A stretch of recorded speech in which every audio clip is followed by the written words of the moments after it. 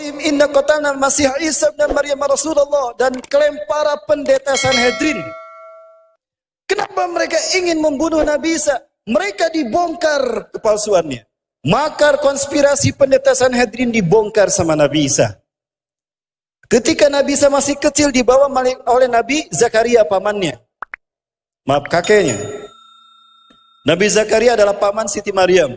Berarti kakek Nabi Isa kan?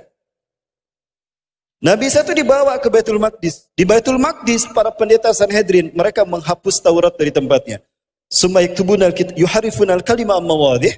Mereka menghapus satu ayat Taurat dari tempatnya. Summa yaktubuna al-kitaba bi aydihim, lalu menulis ayat dengan sesuai keinginannya dengan tangan-tangan mereka. Summa yaqulu hadza min indillah. Lalu dikatakan ini datang dari Allah, padahal itu bukan datang dari Allah. Artinya para pendeta Sanhedrin memalsukan Taurat menjadi Talmud. Dari sini muncul Yahudi Talmudian, Kabalah, Freemasonry. Mereka memasukkan Taurat. Ketika mereka ceramah tentang Taurat, yang mereka ceramahkan bukan Taurat, tapi Talmud. Nabi Isa yang baru 7 tahun, kok Taurat dipalsukan? Maka kebohongan itu dibongkar sama Nabi Isa. Nabi Isa naik ke atas meja. Wailun lakum, celaka kalian. Innakum tuharifuna al-kalimah mawadih. Kalian telah menghapuskan kalimat-kalimat Quran dari kalimat Taurat dari tempatnya. Taurat tidak begitu. Nih, Taurat yang benar kayak gini. Allah, benar juga nih anak kecil. Tahu kalau kita memasukkan Taurat. Setiap pendeta Sanhedrin ceramah yang memasukkan Taurat tadi dibantah sama Nabi Isa. Lama-lama jengkel mereka. Nih anak kalau dibiarin tekor kita. Kenapa? Ketahuan bohong kita.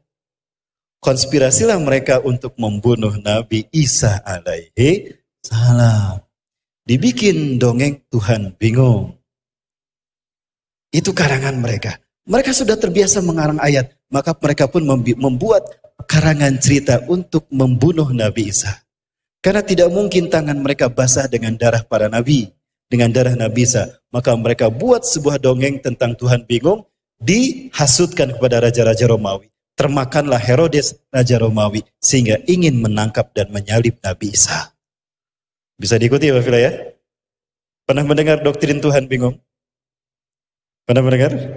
Pernah. Kalau saya bahas waktunya lama ini. Kita belum bahas konspirasinya di kalangan anak muda. Waktu kita masih panjang sampai jam berapa?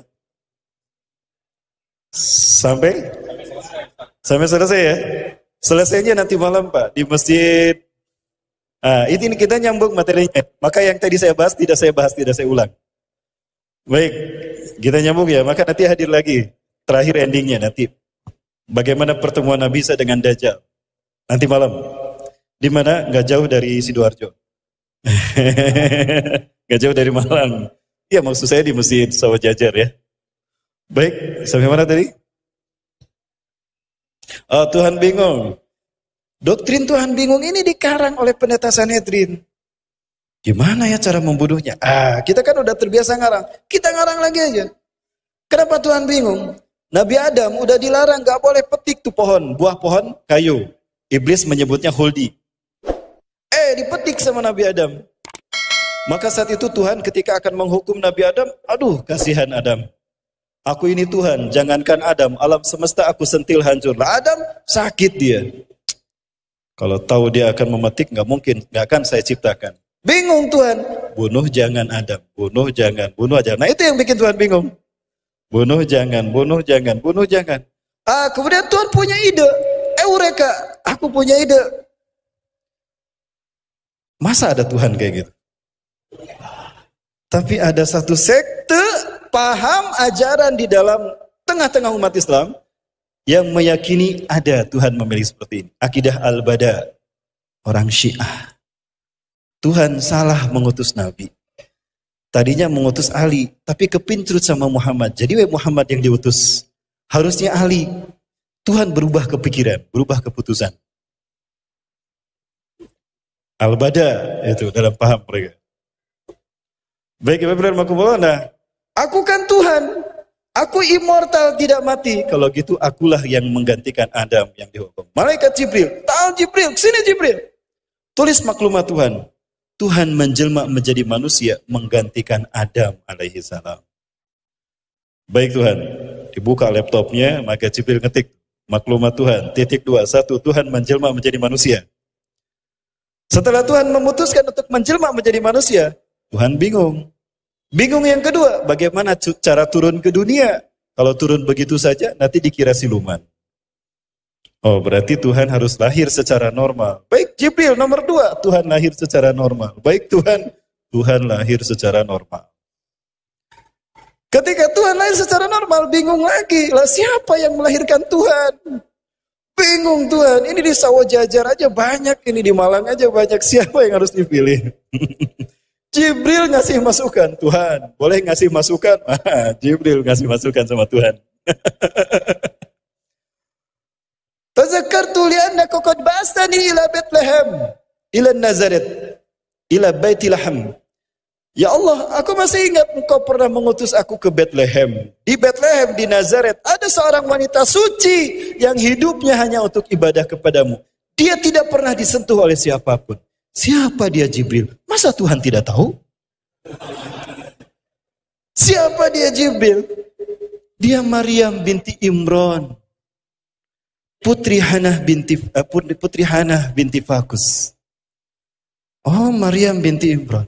Dia masih suci Jibril, kok Tuhan nanya lagi? Iya Tuhan. Kullaha li'annani sangfulaha min ruhi ilaiha. Katakan pada Maryam, kalau aku akan meniupkan ruhku, akan aku tiupkan sebagian ruhku, maka aku akan lahir dari rahimnya. Maka Maryam pun mengandung Tuhan. Maka lahirlah Yesus Kristus untuk menebus dosa Adam. Maka Yesus lahir untuk sang penebus dosa. Betul? Dari sini doktrin lahir sebuah agama. Mohon maaf, ngomongnya agak pelan-pelan. Oh, tidak ada yang tersinggung nanti. Nanti viral lagi kayak Ustaz Abdul Somad. Bayangkan dari sebuah kebohongan ini menjadi sebuah agama. Ini di Karang Pendeta Sanhedrin. Oh, berarti Isa bin Maryam itu Tuhan. Lahir menjelma menjadi manusia. Ilahul Mubasysyar. Yang lahir untuk menebus dosa manusia. Berarti dia harus disalib. Tuh kan, dikejar-kejarlah Nabi Isa untuk disalib. Padahal intinya, Pendeta Sanhedrin ingin membunuh Nabi Isa. Ini wafilah. Nyambung ya? Apakah ini bukan konspirasi? Ini konspirasi apa teori konspirasi? Konspirasi ya. Jadi teorinya kita buang ya. Halo? Aduh, hening sekali ini. Baik. Nah, ini alasan kenapa Nabi Isa dikejar-kejar. Ketika Yudas mau masuk, Nabi Isa sudah tidak ada. Di situ Yudas mengalami apa yang disebutkan tadi Quran. Surat An-Nisa ayat 157. Wa qalihim, dan klaim pendeta Sanhedrin. Tadi yang mengejar-ngejar Nabi Isa, mengarang doktrin Tuhan bingung. Inna qatalnal Masiha Isa bin Maryam Rasulullah. Sesungguhnya aku sudah membunuh Isa bin Maryam utusan Allah. Wa ma qataluhu, mereka tidak membunuhnya. Berarti Nabi Isa mati tidak? Tidak kan, tidak dibunuh. Wa ma salabuhu, dan mereka tidak menyalibnya. Lalu siapa yang disalib? Walakin syubbiha lahum, tapi orang yang Allah serupakan menjadi Isa bin Maryam. Siapa? Yudas Iskariot yang berkhianat, memberitahukan di mana Nabi Isa bersembunyi. Dan dialah yang ditangkap, menggantikan tempat kedudukan Nabi Isa di tiang salib. Jadi siapa yang disalib? Nabi Isa bukan? Mohon maaf, ini kami bahas karena ini bagian dari akidah kami. Betul? Karena ini bagian dari ayat Quran. Jadi jangan salahkan kami kalau kami memiliki persepsi lain. Karena ini menjadi keyakinan yang akan membersihkan kami dari fitnah Dajjal di akhir zaman. Lalu kenapa ada yang kebakaran jenggot? Emang mereka berjenggot? Enggak kan? Itu Ustadz Walau ini kan udah nantang. Jadi kan pertemuannya? Debatnya jadi? Udah? Yang menang siapa? Oh, gak berani kan? Tuh kan gak berani. Berarti yang benar siapa? Yang berani. Baik. Halo. Lanjut Bapak Ibu ya. Nah, itulah yang dimaksudkan kata-kata Nabi Isa yang dihafal betul oleh Barnabas. Kelak di antara kalian ada orang yang berkhianat kepadaku. Apa pengkhianatannya? Memberitahukan di mana aku bersembunyi. Dan dia menggantikan tempat kedudukanku. Maksudnya di tiang salib. Kalau ada salib, orang Katolik ya, salibnya orang Katolik, di situ ada patung Yesusnya kan? Nah di sini ada tulisan Indri. Ini artinya bukan Yesus orang Nazaret, raja Yahudi, bukan ini. Tapi Indri artinya penjelmaan. Ya, sebetulnya Indri ini artinya penjelmaan. Yudas Iskariot diserupakan menjadi Isa bin Maryam. Maka ketika Yudas keluar, yang ditangkap sama Herodes siapa? Yudas kan? Kamu nyamperin. Gitu dong, nyamperin. Sini, tangkap dia. Loh, kok jadi aku yang ditangkap? Kata si Yudas. Lastu Isa. Anak Yudas ada dia dulu kemilih. Loh, kok aku yang ditangkap? Aku Yudas yang menunjukkan kalian tadi. Wes menang baik. Wajahku itu wajahmu itu wajah Isa. Kowe Isa toh? Udah jangan bohong kamu. Aku Yudas, aku bukan Isa. Udah wajah Isa. Gempar tuh Hawariyun, Nabi Isa ditangkap. Karena betul-betul berubah menjadi Nabi Isa. Suaranya suara Nabi Isa, wajahnya wajah Nabi Isa. Tapi yang faham itu bukan Isa, cuma satu orang, Barnabas. Barnabas yakin itu bukan Nabi Isa. Yudas Iskariot. Disaliblah dia. Loh kok jadi aku yang disalib? Disalib dia. Ketika disalib kan ditidurkan. Karena kan dipaku dulu tangan dan kakinya kan. Ketika ditidurkan, Yudas melihat Nabi Isa diangkat ke langit. Di situ Yudas berseru, Eli Eli lama sabachthani, dalam Bible ada. Tuhanku, Tuhanku, kenapa kau tinggalkan aku? Berarti Nabi Isa diangkat dengan fisiknya apa ruhnya saja? Dengan fisiknya. Buktinya Yudas bisa melihat. Berarti fisik Nabi Isa memang tidak ada. Ada yang mengatakan cuma ruhnya saja. Lalu fisiknya di mana? Berarti Nabi Isa diangkat dengan fisiknya.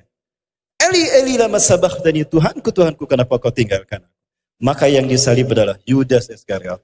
Diarak dia ke bukit Golgota. Golgota bukit tengkorak. Golgota artinya tengkorak.